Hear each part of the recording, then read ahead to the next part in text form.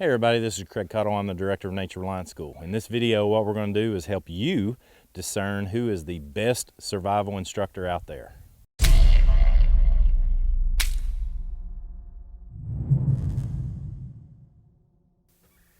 Well, it seems like survival instructors are a dime a dozen these days, and for good reason. There's a lot of interest in people becoming more self-reliant and being able to take care of themselves. And so what you're having happen is any number of people from different walks of life and different methodologies and different experiences are coming forth and declaring themselves a survival instructor. So from my perspective, you can divide these survival instructors up into about 4 or 5 different categories. The first that I would like to mention are tactical survival instructors. These are people that have a mindset of modern times such that they are using methods that they either learned, studied, or have direct experience utilizing in the military. The next category I want you to consider is your naturalist. And your naturalist is the type of person who can walk out in the middle of just about any environment, or at least the ones that they're familiar with, and talk about anything and everything going on in the natural world. Birds, plants, food, weather, climate, any number of things that your naturalist is going to have direct experience with, or at least researched and spent a lot of time outside. The next one I would like to consider are your primitive ways survival instructors, and these are people that have spent a great deal of time either practicing, studying, researching, or getting deeply involved in Native American or other Aboriginal culture methodologies. So these are people that spend a great deal of time studying ways that are thousands of years old and trying to apply them, not trying, they are applying them in the modern day world. Going further, the next category I would like to discuss are your historical reenactors. And historical reenactors are exactly that. They are trying to preserve a piece of history from any particular society or culture that they find that they enjoy. And I've done that for a long time, and so I appreciate the fact that people are doing everything they can to preserve the history of whatever culture they come from. But basically what these people do is they will utilize tools, methods, tactics, and generally try to envelop themselves in the ways of maybe 100 years ago or 200 years ago, maybe 300 years ago, and live as those people did back then. And last but not least, what I would like to consider are the group of people who are basically a hodgepodge of these different types of survival instructors.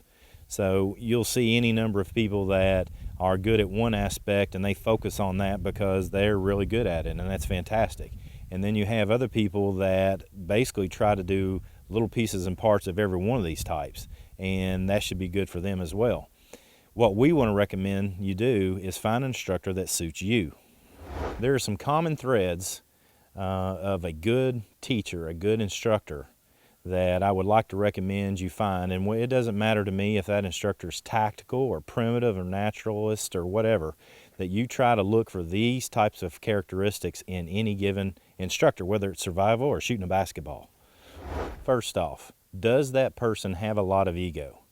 If you are following an instructor who has so much ego that it's coming out their ears, then that person might not necessarily, I'm not saying they're all this way, but most of those people might not necessarily be interested in just teaching you so that you can become proficient.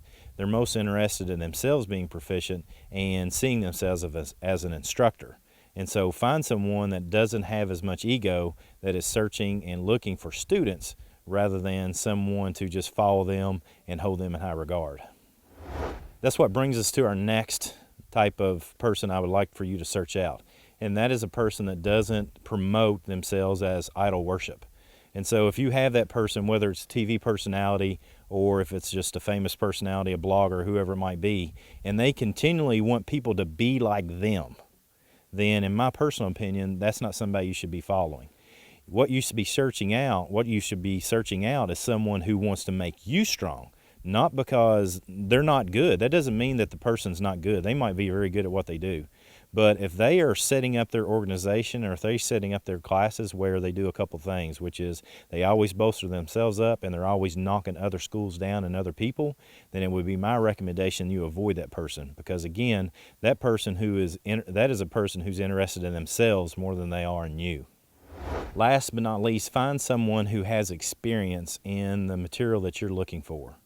So there's any number of people that are out there that are researching and studying, and then they present information and they say that it's theirs.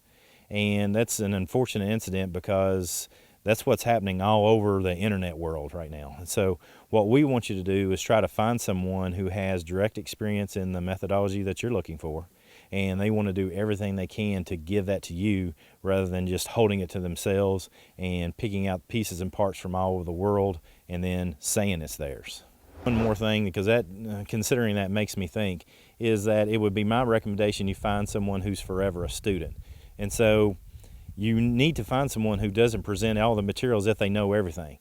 You need to find someone, in my opinion, that is both going to give you as much information as they possibly can, and while at the same time they're admittedly continuing to study and train on their own. And that's a good teacher in my mind. All the good teachers throughout the world have always been people that are forever students. And so if you are studying with someone who declares themselves to be some master or they know it all or something of that nature, that is definitely somebody that I would avoid if I were you. With all that said, and since this is my YouTube channel, I'm going to say this. Am I the perfect survival instructor? Absolutely not. I'm going to do everything I can to follow through with the things I just said. Obviously, those are my considerations and my decrees. And so I try to do all those things. I try to give as much of myself to the students that come and train with me. I do my best to be forever a student. I'm constantly training with other instructors, and I don't pretend to know everything. Here's what I bring to the table. Since I was born, I have been outside playing, studying, researching, living off the land, and playing in the woods. And so do I feel like I'm the good guy to go out to Arizona and teach you desert survival? Absolutely not. I've never been to Arizona, nor have I ever been to a desert, so I'm not going to pretend to teach you that. I'm not going to get on some TV show and go to different areas of the world, study with local experts, and then present that information as if I'm the expert. I'm not that guy, but here's who I am. I live here in Central Kentucky, and I have been in these woods my entire life. I have spent 2 30-day sabbaticals with nothing more than a knife on my side and the clothes on my back, and I have made it. Does that mean that I'm great, that I'm perfect? No, that doesn't. All that means is that I have direct experience living off the land, and I want to give that experience to you. Here's the other 2 events in my life that have made me who I am, and this is where, admittedly, I have been humbled. First off, on a trip, on a deer hunting trip, I got lost in the middle of a forest that was just a few thousand acres. I was lost for a little over a day, and in that situation, I saw firsthand as a 14-year-old boy what it's like to be lost and to panic. I did everything wrong. And so I know from a direct experience what lost people do. On top of that, I've studied and researched it ever since that point in time, and so I want to share with you how to avoid doing that. Event that happened to me is I got dumped out of a canoe on a whitewater canoe trip in arguably some very, very difficult situation and climate, which was the temperature was about 25 to 30 degrees. All my gear was stuck in the middle of the river, and that's a long story. I can explain that to you if you ever come to class, but I did not have any gear. I literally had what was on my back, and it was soaking wet, and I was 15 miles from getting to my vehicle. That experience alone has allowed me to learn and study and forced me to be humble about my skill set so that if that situation ever occurs, I know how to teach you how to handle it better than I did. Both of those events happened well over 25 years ago. So those are things those experiences are direct experiences that I've had, and I've spent my life ever since honing, studying, researching, practicing both my mindset, my tactics, my techniques, and my gear, and I want to be able to give that to you. We teach survival, advanced survival, land navigation, and advanced land navigation. We teach scout tracking.